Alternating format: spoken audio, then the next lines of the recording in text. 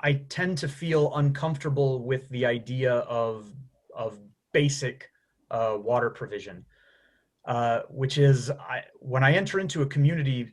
And now I've done water development projects on every inhabited continent at this stage. And anytime I walk into a community where we're looking at making some kind of water intervention, my experience is that the people in the community have a much better idea of the water challenges that they're facing and how they need to be addressed. And that very often outside communities or outside donors or development agencies will take a sort of interventionist approach where they don't do enough stakeholder participation and they aren't talking to the people about the challenges that they're facing.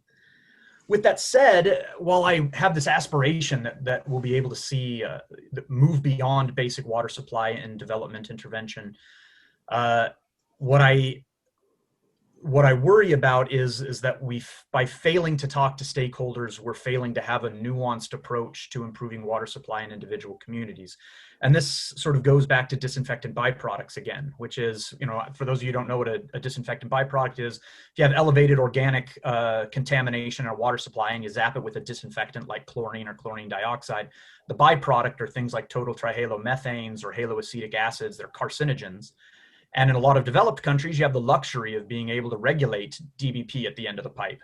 But in a lot of communities, the thing they're worried about is they're worried about dying of cholera tomorrow. They're not worried about dying of cancer in 50 years. And if you have, whether they're EPA standards or WHO standards or World Bank standards, whatever the standard is that's coming from the funder or from the development agency about what the end of pipe quality has to be, it sometimes dictates the way your treatment intervention. And when it does that in a way that doesn't incorporate the concerns of the local community, it worries me that we're either creating an unsustainable mechanism that's just not going to address the problems that they're really facing. They're not going to be able to get appropriate cost recovery, or we're having something that's going to limit the impact because we can't afford to do a wide-ranging intervention because it's just too expensive to find something that's treating DBPs at the end of the pipe as well.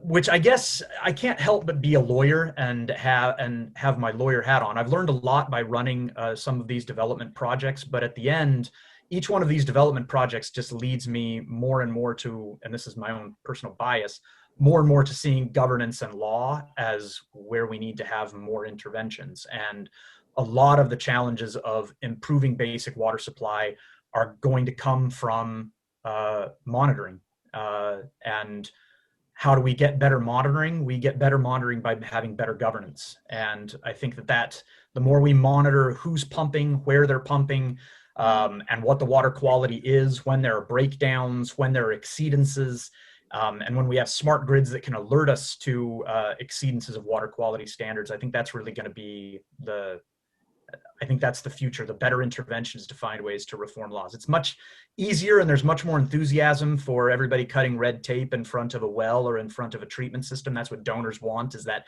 picture of a bunch of people filling up water from a beautiful tap or filling up water out of a treatment system or water coming out of the well. Donors and agencies love those pictures. It's a lot harder to take a picture of you standing in front of an improved regulation at the local agency level. But I think that's actually where a lot of the money would be better spent.